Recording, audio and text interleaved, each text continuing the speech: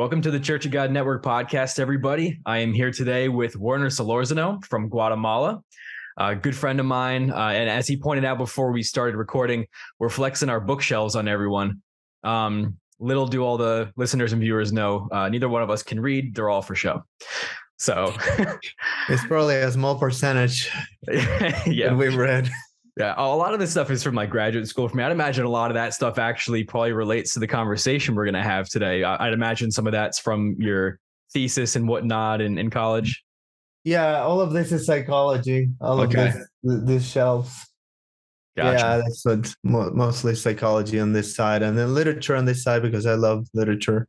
Cool. And you pronounced my last name correctly. I'm surprised. Personally, or just because I'm American and maybe I don't always because it's always butchered. Okay. I've been called Solonzarno and other things I cannot even think right now. But yeah, I can imagine. I just get the Karate Kid a lot. If you've ever seen that movie, the main character's name is Daniel LaRusso. So I'll get stopped in like the airport when I'm checking in, and people will make reference to it. Yeah. I thought about that reference when I met you. Okay. Yeah. Well, this topic is not anywhere close to about the Karate Kid. The topic today is porn addiction and sex addiction in general, a little bit about the subject of addiction at large.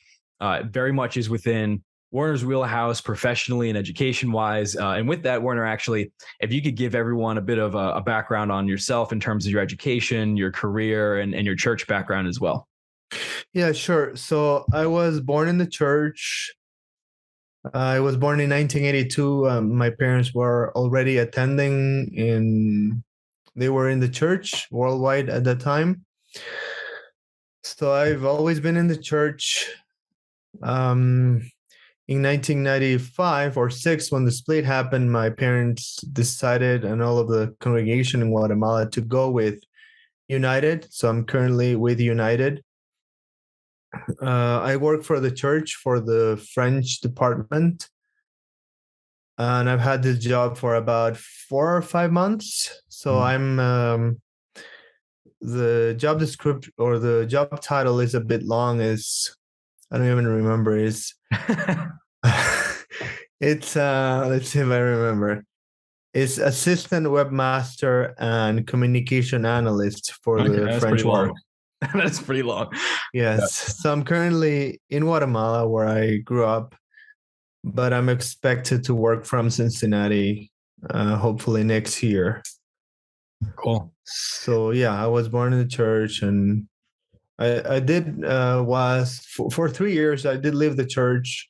I think I had the experience of many young people growing up in the church, that it's your parents' church. Mm-hmm. And I had to go through a process where I made it my own. I loved the church and was trying to figure out, do I really believe this? And then I came back. That was in my early 20s. Mm-hmm. Yeah, pretty common experience. Yeah, it is a common. I think you're also a second generation or probably third generation Christian. Second. Yes. So yeah, that's my church background. So I'm currently with United Church of God. And yeah. And regarding my education, I studied counseling and psychology for about 8 or 9 years in Guatemala City. So I'm a licensed psychotherapist here. And I don't know if I'll be able to work as a psychotherapist in the US, but we'll see what happens. But I've loved psychology ever since I was in my teenage years. Yeah, they're probably it depends on the state and the occupational licensing and whatnot in that state. But yeah, a lot of people are going to remember that you wrote a blog for Church of God Network back in July entitled Demystifying Porn Addiction. So that's sort of like the framework for this discussion. My understanding is you wrote your thesis on, I believe it was sexual addiction, and more specifically how childhood trauma can be a cause of that. Is that correct? Yes, that's correct. I don't remember the title. It was a long title, but yes, it was basically that how family trauma can be a factor in sexual addiction in men from 20 to 30 years old. Yeah, I remember you and I bonding over some of the sources you use, because I'm a big fan of John Bradshaw, whose work on addiction. He's a former alcoholic himself, so he has books like Bradshaw on the Family, Family Secrets, which I'm undoubtedly going to reference at some point in this podcast, Healing the Shame, which is another one that I'm sure was pretty central to your thesis. I highly recommend his work if anyone's interested after listening to this podcast. But that was sort of one of the catalysts of this as well. Yes, we met at the feast in France, and then we started talking about the subject and how it relates to the church, which is something that we will talk about. Yeah. And I got interested on the subject because when I was doing my clinics, I came across several individuals that had this issue, and there was very little literature in Spanish. There still is. So we were supposed to choose a topic that would hopefully bring something of value to the profession. So I chose this in Spanish, of course. And yeah, I referenced Bradshaw and his work as well. Because the sexual issues in general are so complex, and they are so taboo, even whether it's in the church or in the world in general. I know we've talked about there was a study I came across where they were trying to study the effects of porn consumption on development. It's pretty recent, and they wanted to get younger folks, so our generation ish, who had lived during the period where pornography was widespread, and test how did exposure to this influence their development. So in order to do that, you need to have a control group. So you need a group of people who have not been exposed to pornography at all. So you can test, have they developed differently than those that were. The problem was this study group, they could not populate the control group. They couldn't find enough people who hadn't been exposed to pornography. So that just shows you how pervasive it is in society. Even things that probably wouldn't be considered pornography are very much bordering on it. A lot of the stuff in film and on TV, even compared to when you and I were younger, is way more sexually explicit. It's such a widespread problem, and by extension, it's undoubtedly a problem. And we know it's a problem in the church. We spoke to plenty of people about it. We've lived our lives as 20, 30-something-year-old men. Like it's a widespread issue. And my understanding is UCG actually has a hotline and a program for this sort of issue for men in the church and for women in the church, because this is definitely increasingly becoming a issue for both genders. Yes, that's true. All of that is true. And what you mentioned about UCG, yes, we do have a program for mental health. There's a hotline that people call to, and they just get some information. So I don't think we're giving counseling as such through the phone, but people can call, and we can help them find resources, local resources. And yes, we're in the process of forming these groups, self-help groups, you want to call it that, for people that struggle with sex addiction. And I'm currently leading one, hoping that it grows, because we know that it's a problem that many guys in the church have. So I mean, what you say is very interesting, that young men grow up, and women as well, of course, being exposed to this, and it can become a problem later on. And the name of that hotline, I believe, is called Life of Hope, correct? Light of Hope. Light of Hope. Light of Hope. Light of Hope. Good thing I asked, because that would have been the wrong title. There are several of us. So they made this call, or they asked anyone who had a mental health background if they wanted to help. So there are a number of us involved in this in different countries. There's been a person from Germany and other people in the United States. Yes. Yeah, we'll put the information in the podcast description on YouTube and on the various audio platforms if people are interested. It's a really cool first step in this process, because a big part of this is talking about it openly. And of course, we use phrases in the blog, and you use phrases in your thesis that talk about addiction. You hear us talking about addiction a lot. And so maybe a couple things right at the top. Number one, we're in this discussion, of course, I've already mentioned that this is both a male and female problem. It's increasingly becoming a problem from the moment, like from childhood, because it's so pervasive. And then three, it's not all those who consume pornography are addicts. Addiction is a very specific kind of thing. And of course, over the course of this conversation, you might hear things that might sound like not us making excuses for folks, but talking about the drivers. And it's important to take note that we're not saying any of this is okay. We know that this is against our moral code as members of the Church of God, but there are sort of realities to how we deal with it, and understanding the drivers and what causes these things is important. But I think those are sort of good things to keep in mind right off the bat. And maybe if you could start by telling us the definition of what addiction actually is, that'd be great. Okay. Yes. So there's a guy by the name of Patrick Carnes. He's considered the expert and the one who really started this study of sexual addiction in a clinical and formal way. And his definition is that sexual addiction is a person that has a pathological relationship with a mood altering experience. So if you want a broader definition, I would guess a pathological relationship with a mood altering chemical, for example, in case of alcohol, drugs. In this case, is with an experience, with an activity, with a behavior. You have even gaming. Video gaming is already under study for being a part of the DSM at some point, and it's being studied. But sex addiction is a bit tricky because the folks that put DSM together, they feel that this may cause a stigma, because in society nowadays we talk about sexual freedom. Sex should be something positive, and you don't want to label folks. You don't want to say that sex is wrong. So, and also, it's complicated.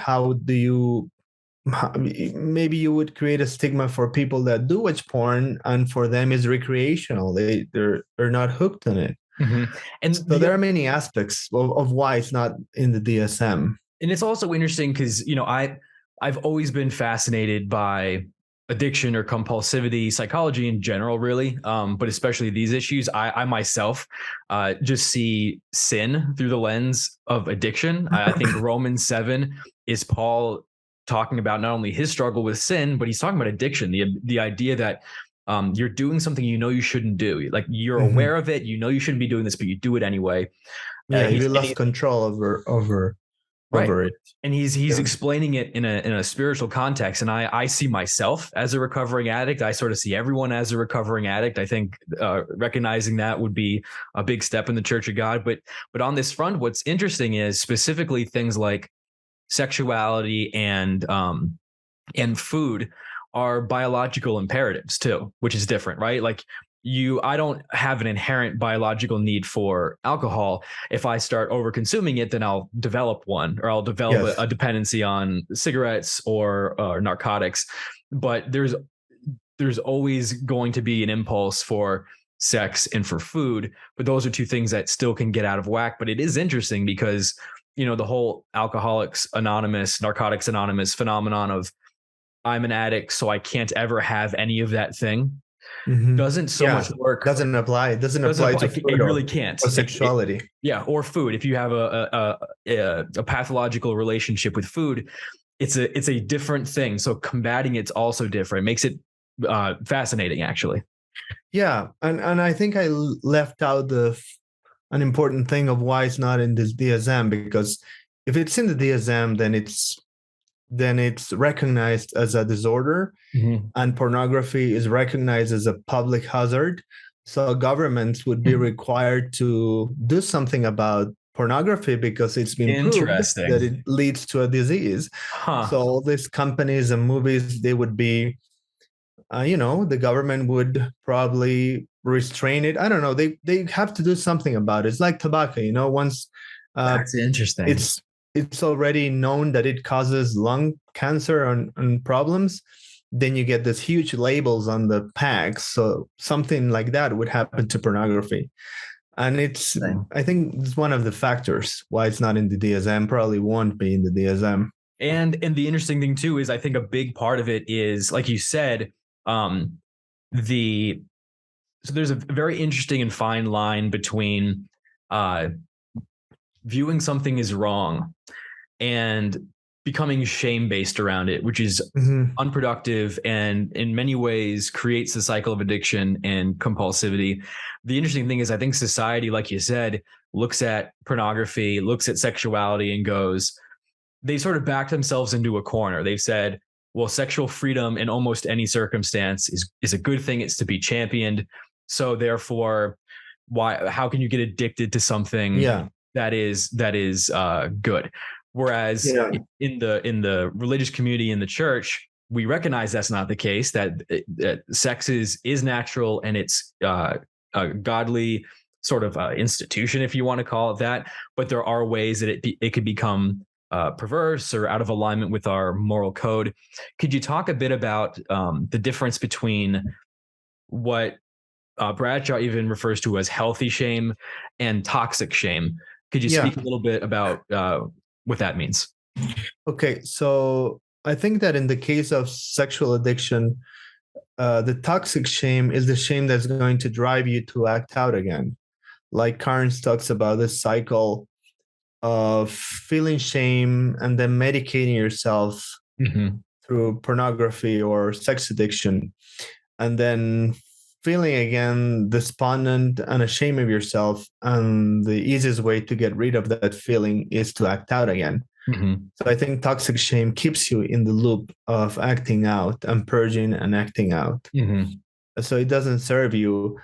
And I think the problem when we talk about this addiction is that people look at it as a moral problem. And that's the way alcoholism used to be looked at many years ago. It's a moral problem. If you have a moral issue, you should be able to quit. Yeah, like it's just a decision. Yeah. It's not a disease. It's not a disease. But I think that that's what the disease model comes in, that they look at addiction as a disease. Person needs treatment for it. And it's not just a moral issue. It's not that you're a bad person because you act out or you watch pornography compulsively. You know, it's interesting. I was actually thinking about this issue the other day because I'm watching a documentary on Bill Wilson, who's one of the founders of AA, and it talks about alcoholism as a disease and sort of the outgrowth of that has been sort of seeing addiction in general as a disease. And obviously it's not like you don't catch it from folks, right? Like someone who's an alcoholic doesn't sneeze as you walk past and you don't get alcoholism. But what I think might be even more accurate is that it's a spiritual disease, that it's, again, Romans 7 being like the definition of it. It's this idea that for one reason or another, there have been things in our life that have led us to lean heavily on whatever our emotional crutch is. For some, it's substances. For some, it's sex or pornography. For some, it's food. For some, it's relationships. It could really be almost anything. And I can see Romans 7 as sort of a biblical definition of an addiction, because there he says he's doing something that he recognizes is wrong and he cannot help himself. Yeah. And that's the predicament of anyone struggling with an addiction. Yeah. It's sort of and I'm making up my own definition here, but like a moral disease, if that makes sense. Like, because there are moral connotations to these things, but it's not as simple as just being like, hey, I'm not going to do that thing, because by the time you're in the throes of addiction by adulthood, it's like you've already spent 15, 18, 25 years immersed in the factors that led to that point. So there's a lot to be treated in that circumstance. Yeah. But I kind of have a little bit of problem with looking at it from a moral perspective, because like at school and in a profession as a counselor, you're taught to suspend your judgment. When someone comes up to you and they're talking about their problems, you don't pass judgment on them. And that's not because you don't have any moral values or compass. It's out of respect for the person. So I think that's difficult when we talk about pornography. especially in the church, because it's really easy to jump to, you are sinning, you have a moral issue. And I don't know if that makes sense to you, of not looking at it as a moral problem. It does. Well, it's interesting because I think I know what you're meaning. I think what is interesting is that I think it becomes a problem when people look down on someone with that particular one. Because I think if we all came to the table going, okay, your compulsivity is pornography, mine is this other thing. We're the same. We just have different compulsions. It's all within the spectrum of sin. Christ needed to die for all of it. I'm not going to judge you any more harshly than I'm going to judge myself. Then I think you can come to the table, have it be in the context of morality, but no one's acting like they're above anyone else. Because it is, as we talked about before, just you and I, that the taboo around sexuality is so much greater than almost any other issue in the religious community outside probably murder. Yeah, it is. I mean, and now that you mentioned that, I think in the Book of Mormon, it talks about sexual sin being worse than murder. I don't remember the exact phrase because, I'm not familiar with the book. But that's the way religious people, we tend to look at sexual sins somehow worse than other sins. Yeah. And it's interesting. I don't remember, or I don't know if you remember this. I believe it's in Healing the Shame, which is again a John Bradshaw book, where he talks about how sexual issues are the most shame based, because it's almost like it's a inherent part of who you are. Like it's every person has sexual drive to one extent or the other, and so when you have shame around it, it's like it's the thing you almost want to keep the most secret of anything. Yeah.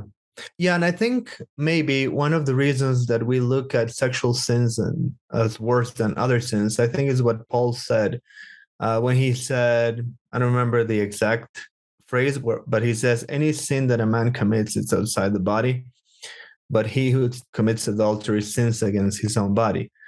So that somehow sets it apart or puts it in a different category. I think that's where we get it from, that we think that sexual sin is worse than any other sin. And a good friend of mine who's also a therapist, Bob Busey, who was on an earlier episode of the Church of God Network podcast, he mentioned something really interesting, that when you read Genesis, that the first thing Adam and Eve realized after they took of the tree of the knowledge of good and evil is that they were naked, and then it says they were ashamed. So shame is the first thing that comes into play, and it's a reaction to something that's pseudo-sexual in nature, which is I don't know what the outgrowth is. I just think it's very fascinating. It is interesting. So yeah, it's I think it's complicated to talk about this issue of pornography addiction and not talk about morality because it's so intertwined with it. Yeah. But like in our profession as a counselor, we suspend our judgment, so we don't judge folks who come to us and have this problem. And it's like I said, not because we don't have values, but because we respect the person. We don't want to judge him or her. Yeah, and you know what's interesting on this front too, if you could speak to this issue, because I've always been fascinated by this, and that is one of the central tenets of NA and AA, the different 12-step programs, and I believe one of the first steps is not only being rigidly honest with yourself, but then being open with the people around you about your struggle. And what's interesting is that James talks about the same thing in the church, like confessing your sins and your faults one to another to help pray for each other and whatnot. So like there's this commonality of the need to bring information into the light, and that it's most destructive when it's hidden. Can you speak about that a bit? Yeah, that's true. With the folks I've worked with, the sentiment is the same. Whenever they talk to someone and they open up to someone who, of course, will be compassionate toward them and will have empathy, then the power of the addiction kind of loses its grip because it's out in the open. And I think the Bible talks about being in the light and those that don't want to be in the light. So I think that's important to bring the subject out. And I think that's part of what you're doing with this podcast, of talking openly about it, because it's not spoken of that much. I mean, in church, I don't think I ever heard this problem being talked about, like guys struggling with pornography addiction. Have you? I mean, I haven't personally. I don't know if I think I've read an article about pornography once from a church organization, but it's sort of just the acknowledgement that it was wrong. And that's sort of the thing with Yeah, addiction. don't do it. That's all. That's the problem that I see with these articles. In general, I mean, I cannot know what this article is about. I haven't read it probably, but I think most of it is don't do it. It's wrong, and I Right. don't think that's a lot of help to people Right. that are struggling with this. It Because makes them it's feel worse, I think. right. Because again, it comes back to Romans 7. Like the person knows it's wrong.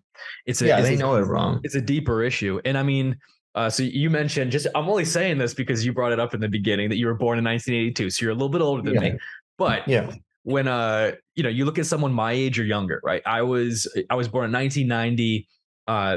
The internet takes off a few years after I'm born. By the time I reach very young adolescence, the uh, the access to pornography has skyrocketed billions of times over.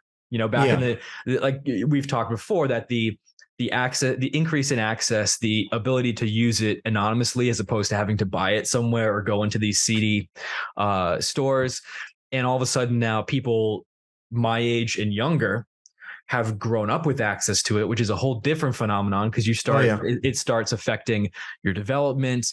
yeah. Again, now Their you brains have are different. yep the Their brains. brains are different. Yep. People that study their brains, they see that they're they're different. They grew up with it. Mm-hmm. Yeah, and the effect on I'm sure I'm not a I don't know this, I haven't studied it, but I'm sure the effect on men and women also differs a bit, like how that's internalized. Then the other interesting thing is, yes, it's a relationship with I guess a video or something, in pornography's case specifically, but they're also people. Like it's a dehumanizing thing, it's an objectifying thing, and when you're a young person who grows up with that exposure, it's hard to not bring those things into interpersonal relationships, and then you have this that struggle between two individuals who are trying to make a relationship work. They're used to sex being a common part of their life.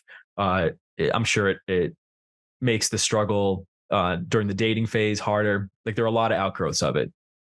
Yes, I think one of the outgrowths of that is that women's bodies are extremely sexualized, Mm-hmm. and that creates a problem for men that grew up with that vision of the human body of women. Mm-hmm. Yeah, that for sure will create a strain and a struggle in trying to have a relationship with women. Mm-hmm. I know you're really passionate about how Christian denominations and maybe religion in general handles the issue of pornography addiction, sex addiction. You see it in a couple. You've mentioned a couple different works to me, a couple different books, and how their approach can be problematic, and how you're seeing it seep a little bit into the Church of God. Can you speak about that a bit? Yeah, yeah. I see it a little bit negative when yeah, yes, addiction and porn addiction and sexual addiction is recognized as a problem, but then it's like you need to fight um, sexuality in a way, or you need to fight the way women dress, and you end up objectifying them just on the other end. I don't know if that makes sense to you. Mm-hmm. It's like the body of a woman is a temptation, it's the enemy, and you need to fight against it, instead of our vision of the body of women that needs to change, instead of attacking like the way women dress. Mm-hmm. I don't know if I'm making sense to Yeah. you, but it's like the front is now making women dress modestly, and that's like a big thing in Yeah. our culture, I think, in the church.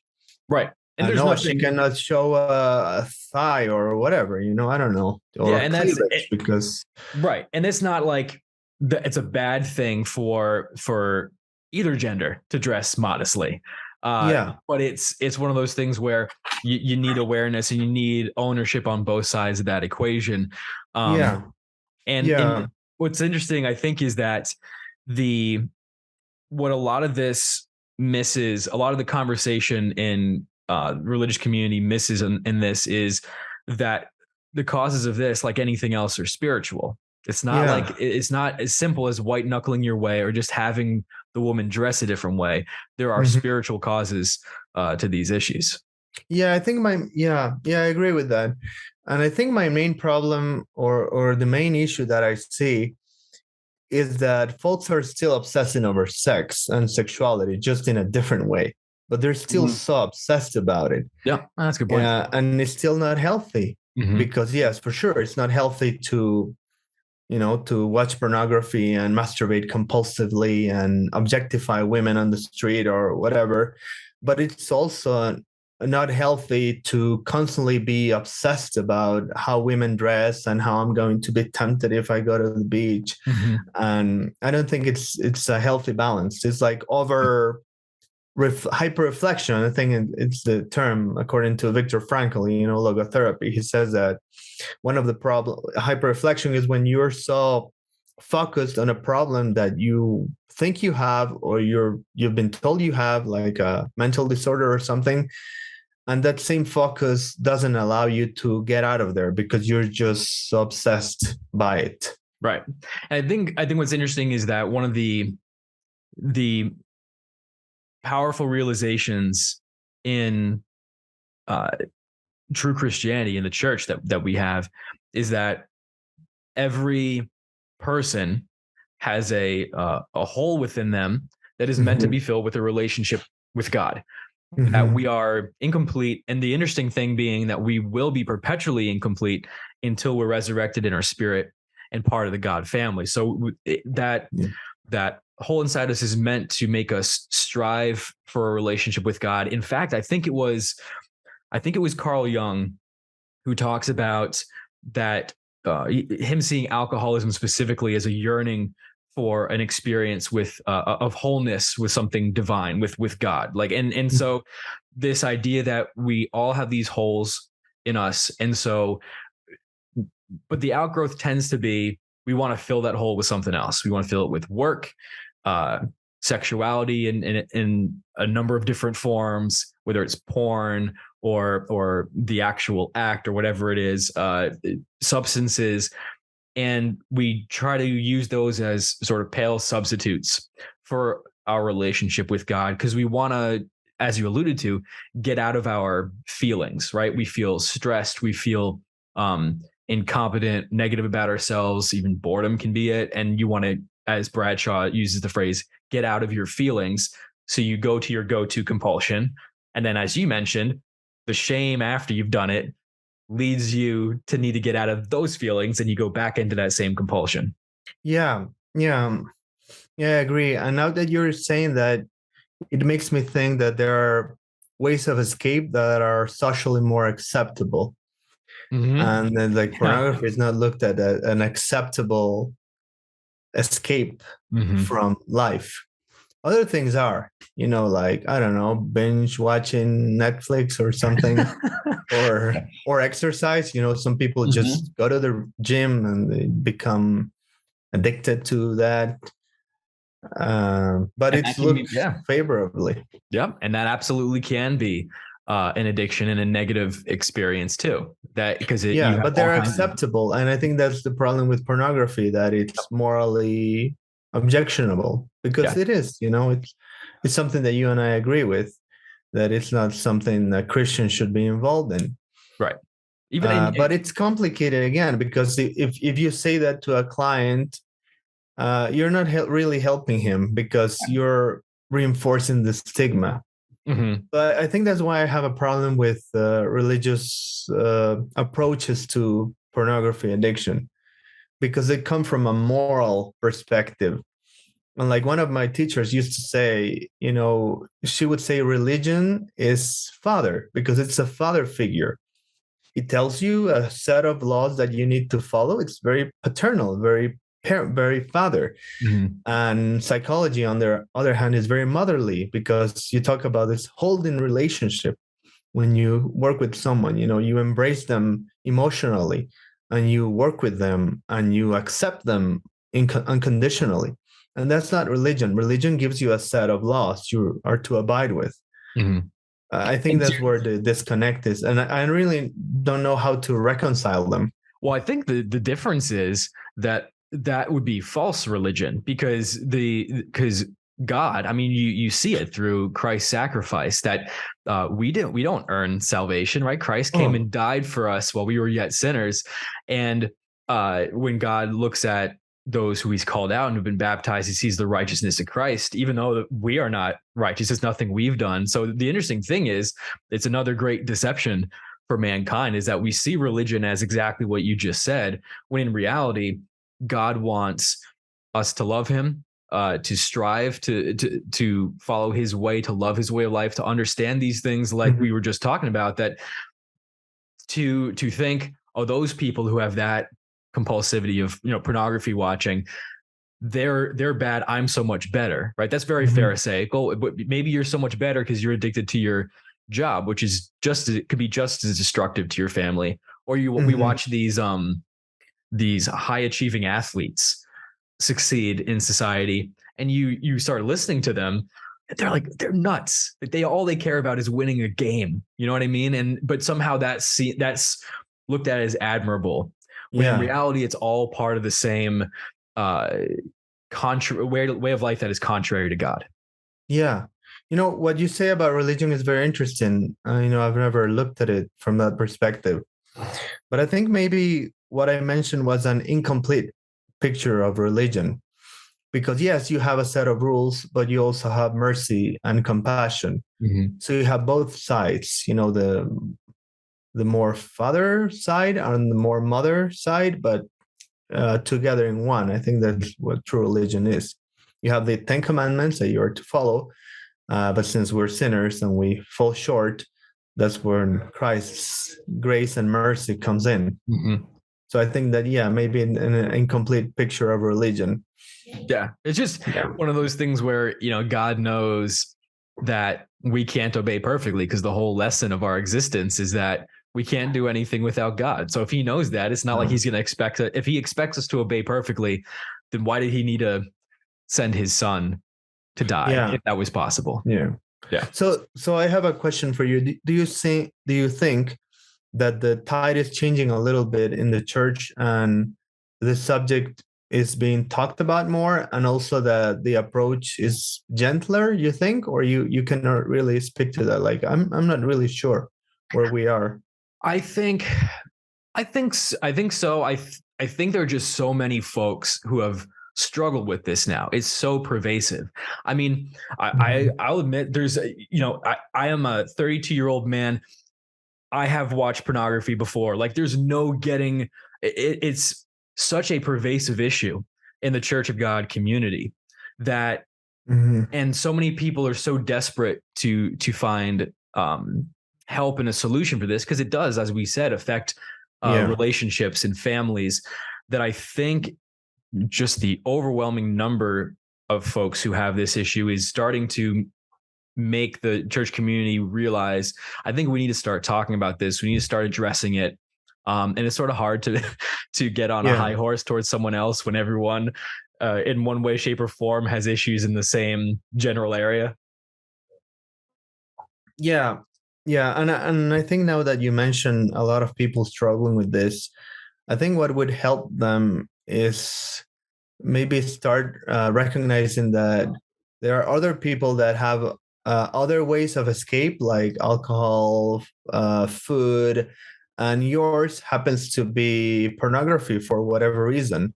Maybe that can start dissipating the shame, because I think that a lot of guys in the church that struggle with this, they compound the problem because of their conscience, and they feel guilty about it, and that makes it harder. I mean, I'm not saying you shouldn't feel guilty about it, but there's healthy. But maybe sorry. Maybe recognizing that, yes, for one reason or another, your way of coping has been pornography. It's not ideal. It doesn't help you, but it could have been another habit that's bad for you mentally or physically. Yeah. And that's the thing too, because one of the things we actually I don't think we talked about in the beginning was that there is a healthy guilt or a healthy shame around, hey, you know what? I know I shouldn't have done this thing. And that recognition is incredibly healthy. It's very useful. Paul clearly has that in Romans 7. Yeah. What toxic shame is I have no worth. I'm despicable, and just like this self, or this all-encompassing labeling of yourself that makes you fall back within that cycle of addiction. But to your point, I think one of the things that would help folks in the Church of God is, I think, a sense of community around struggle, the talking openly about it, being able to bring experiences out into the open. I think it's very cathartic for people to be able to openly acknowledge that they're struggling with something. And you know what? One of my recent phrases is, the church is a hospital. It's not a resort. People are supposed to be able to come in here and seek healing. It's not a place just to be content with how things are and everything's going fine. It's a place for all of us who are damaged and trying to heal and trying to move closer to God. Yes, I totally agree. I like that concept of the church being a hospital. We all have different struggles, different things we struggle with. There shouldn't be shame, someone that struggles with pornography, but that's a hard one. I think that's a hard challenge. Yeah. Because I think they themselves feel very embarrassed and very ashamed of it. But yeah, hopefully bringing it out in the open and talking more about it. What's interesting? Sorry, go ahead. I don't know if I can use the word normalize, because it would say let's normalize that. Maybe it would seem that we're saying that we're okay with it. Right. But maybe we're just acknowledging that it's a thing. It's part of the human experience. Some folks struggle with this, others folks struggle with that. Shouldn't be embarrassing. That's the thing. That's what I was gonna say. I get really eager sometimes in these conversations, but the key is to normalize struggle, I think, or to acknowledge that it's part of the human experience, like you said, that it's especially a part of the conversion experience, because we're called to struggle with Christ, to pick up our cross and follow Him. It's about one of my favorite ministers has this statement in one of his messages that people think conversion is, God's looking at you and going, oh, this structure is fundamentally sound, we'll just put some new windows on it, we'll paint it up. No, it's a tear down job. He tears down the house, rips up the foundation, and rebuilds the house on Christ as the foundation. So that's not just like, we'll get trials in our life that are caused by other people or other things that aren't our fault. But at least from my experience, most of my struggles, most of my trials are my own fault. And that's because God's trying to shape me into the nature of Jesus Christ. And so exactly. Yeah, that's the whole process of conversion, becoming like Jesus Christ. And I think I want to go back to talking about healthy shame, that you mentioned this. Romans, and I think John also has a very good approach toward it when he says that if we have no sin, we make him a liar. But if we confess our sins, we have an advocate, Jesus Christ the righteous. So I think that's a very healthy approach. We recognize we're flawed, but we're in the process of becoming better, and we have an advocate who is always ready to forgive and intercedes for us. And we're in the process of being fashioned and renewing our minds, like Romans 12 says. Yeah, and the funny thing is, I don't know, I think recovering addicts, and again, I see everyone, as myself included, as a recovering addict, but people who have acknowledged it, maybe they've been through NA or AA, they're like some of my favorite people on this planet, because there's a realness to them, like a lack of pretense. Humility also, I think. Yeah, like I was at the feast, and someone stopped me and said they really appreciated the podcast that we did with my friend Bob Busey, that the subject of addiction was really powerful to them, because they are an alcoholic in recovery, and they told me a bit about their story. And that's the coolest thing. Like if we can get every struggle to that point where people really own it, right? Because one of my favorite things about David as a person in Scripture was that he knew who he was before God. And I think people going through the addiction recovery process come to that point where they just know who they are before Yeah. God. They're like, yep, this is what I struggle with. This is who I am. Let me share my story so that I can help other people. I think if we all took those things that we struggle with and see it through that lens, we'd be a very healthy community. I agree. Yes, and the 12 steps are a process of repentance. Like if you look at the origin, came from the Oxford group. Yeah. And they practiced repentance. So you're basically, when you work the steps, you're repenting and practicing conversion. Mm-hmm. But now they've expanded them. There's just not 4, there are 12. Mm-hmm. And they have spirituality there, but not Christianity as such. But still, right. They're a great tool for recovery.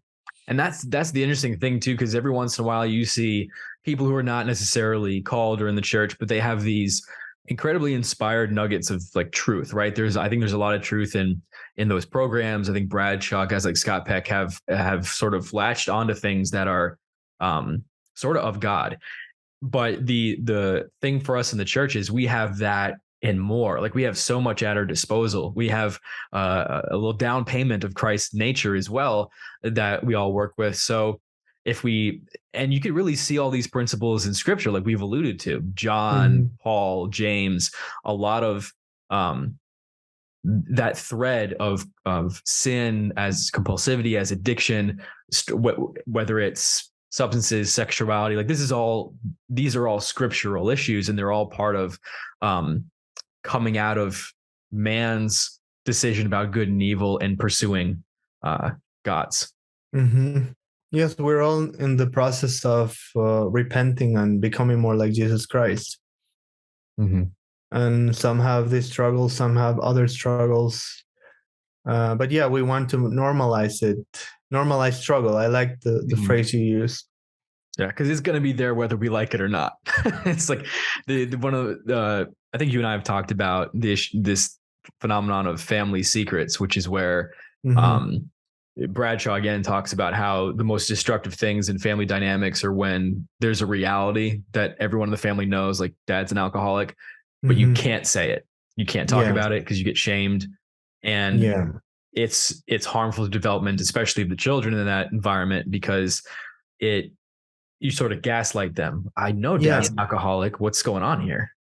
Yeah. And I think that, like in the case of addiction in the church, could be something like that, because we're a big family, but we don't talk about this problem that many guys in the church have. Or maybe we talked about it, but not fully. It's not out in the open.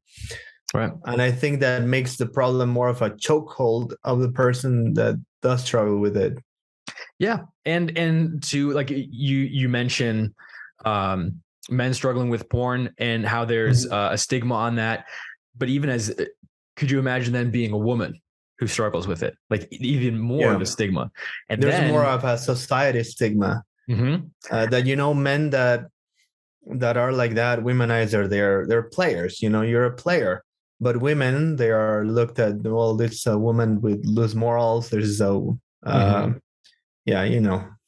gets colorful, in our society when they talk about women who may have a problem that resembles sex addiction. Right. And then you think about every potential issue, whether it is murder or something else that has even greater stigma.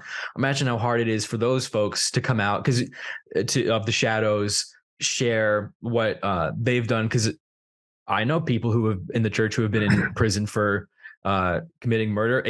There's those people who have done those things can be redeemed and saved too. Like that's the power of Christ's sacrifice. And so the seeing it as a total, like sin is something that Christ needed to die for, regardless of what your sin was. Yeah.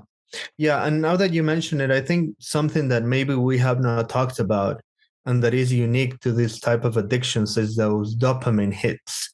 That's very particular about behavioral addiction. Like I'm sure social media is built that way to give you these little rewards and create engagement, which basically is getting you hooked to the app. That's what engagement is. Your eyes are glued to the screen. And that's the problem with pornography, that it creates this dopamine hits. There are folks that study the brain and they look at how brains of people that have this issue change with pornography addiction. Mm-hmm. And I think that's very unique to this struggle. And that's why a person cannot stop, because the brain is just so wired to getting those hits, those reward. Acting out with pornography and masturbation is really a complete combo of stimulation of your brain that can take a while to get back to normal. And people experience withdrawals, like if you're addicted to other drugs, because basically you become addicted to your own chemicals or your neurotransmitters of your brain. I'm not an expert on this neuro what do you call it? I don't even know the name. Neuroscience, I guess. Neuroscience. Yeah. Yes. Yeah, but some people study it. And yes, I think that's where the problem with pornography addiction is. And that's why it's so hard to get rid of. Yeah. And then again, it's something that you can't just say, okay, I'm never going to have a drink again, right? You can't say I'm never going to be sexual ever again. Because then all of a sudden you all of a sudden are in a relationship with someone and you have pulls there, you get married, and then there's a legitimate godly expectation and reality and beauty to that kind of relationship in that context. But it can again bring up triggers for it and emotions. And it's something you always have to be mindful of, because it's not something you can just throw away completely. But however, I think we do want to give people hope, people that struggle with this, and just gonna ask you that they can this is something that you can learn to rewire your brain. I think that now there's a whole movement of life coaches, and they talk a lot about the brain and how the neuroplasticity, how your brain can change, new habits, and they address some of these issues of pornography addiction. Yeah. So with that, do you have any, I was going to say to wrap it up, let's give people some hope and that, because this isn't, especially for us in the church, we are going through the process of conversion. We have down payment of Christ's nature. We have each other. We have scripture. What are some tips that you would give people for dealing with or combating these types of issues? I can think of someone by the name of Trish Lee. She goes by Dr. Trish Lee, and she has a podcast. And I think she has a lot of wonderful stuff on the brain and pornography. And of course, she has paid programs, but I think her stuff is really good. There's also a person by the name of Sarah Brewer. She also has a podcast, and she also talks about pornography and the brain and learning new habits. These podcasts are free. I think there's a lot of information there that can be helpful for people. I don't get any commission, by the way, by this by recommending this to ladies, but I think they do have a lot of valuable stuff. So I think where a person can start is by education, like listening to podcasts like this, and maybe reading some books about it. Self-knowledge. So increasing your knowledge about it. And I liked what you said about the sense of community. Maybe talking about the struggle with a friend that you really feel can understand you. Finding a meeting online of any of the groups that are Sexaholics Anonymous, Sexual Addicts Anonymous. I think there's another called. Maybe look for a counselor in your area. I think those are the things you can start by doing. And also having compassion for yourself, for sure. Having a lot of compassion for yourself and recognizing that you have the struggle. Some people have other struggles. It doesn't speak to your value as a person. If you have the struggle, doesn't mean you're a bad person.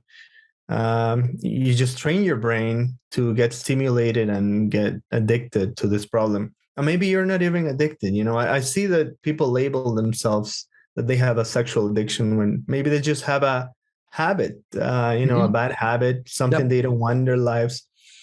Because I think that when people look at themselves as addict, that may conjure up images of negative images. You're helpless, and you imagine you are junkie. Maybe I don't know if that's a good term, but Yeah, you the know, someone colloquial that, term for yeah, that's someone that's really in a difficult situation, and I don't think that's a very healthy approach. Yeah. No, absolutely. I think those are good ones. Self-knowledge, knowledge about the issue, sharing it with someone you trust. I think bring these Yeah, issues out into the open is a big healing first step. And like you yeah, said, self-compassion, right? I mean, that's yeah, if God says when we repent, he removes our sin from us as far as east is from the west, who are we to keep dwelling on it? yeah, yeah. And I think also very important to remember that your brain can change. You can heal your brain. You can rewire your brain. And maybe you've heard about Pavlov's dog's experiment. Mm-hmm. Yeah. You know, people talk about it a lot, but I find it interesting. Like one of his latest mentions that, yeah, you hear about the first part, how he taught them to salivate when the bell rang, Mm-hmm. but he also taught them to unlearn that behavior Hmm. because he would ring the bell and there would be no food. And over time, I think Yeah. that's called extinction of the stimulus. Hmm. So the bell rang and food wasn't coming. So they stopped salivating at the sound of the bell. So you can do the same if you have this problem. If you learn to sit with the uncomfortable feeling. Because I think that's one of the main issues with pornography addiction, that people that struggle with this haven't learned to sit with their own feelings. Every time they're uncomfortable with something or Mm-hmm. life becomes difficult, there's always this go-to place where they can escape Yep. temporarily, and then they feel worse about it and they get into the cycle. Yep. So I think that's very key, learning how to sit with uncomfortable feelings and learning how to experience them and even embrace them. Yeah, man, that's a podcast and a half right there by itself. that Yeah, that I mean, topic. Yeah. yeah. So hopefully, what we talked motivates people to get help, to get knowledge, Yeah. and Absolutely. yeah, and hopefully it's something that can be more talked about in the church, in our community, because using the family analogy, we want a healthy family Yeah. in our church family. Yep. We want to address the issues that are there and maybe are not addressed fully. Absolutely. No, this is a great step in that direction, Warren. I really appreciate you coming on and sharing your knowledge and your passion on the topic with us. Appreciate your time, man.